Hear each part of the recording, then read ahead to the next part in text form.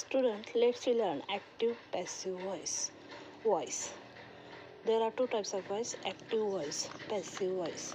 In Marathi we say that कर्तरी प्रयोग, कर्मणी प्रयोग. जेव्हा वाक्यातील क्रियापद कर्त्याच्या लिंग, वचन, विभक्ती आणि पुरुष यानुसार बदलते तेव्हा ॲक्टिव्ह व्हॉइस म्हणजेच कर्तरी प्रयोग. जेव्हा कर्माच्या लिंग वचनानुसार क्रियापद बदलते तेव्हा कर्मणी प्रयोग we called as passive voice, कर्मणी प्रयोग.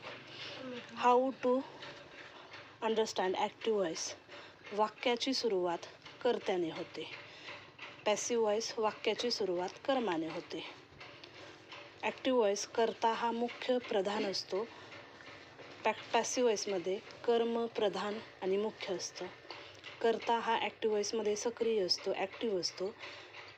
पॅसिव्ह व्हॉइसमध्ये कर्ता निष्क्रिय, पॅसिव्ह असतो. क्रिया ही कर्त्याकडून होते ॲक्टिव्ह व्हॉइसमध्ये. पॅसिव्ह व्हॉइसमध्ये क्रिया कर्माकडून कर्त्यावर होते. Structure of the sentence in active voice. वाक्यरचना S plus V plus O. Structure in passive voice object plus verb plus by plus subject second, कर्त्याची द्वितीया.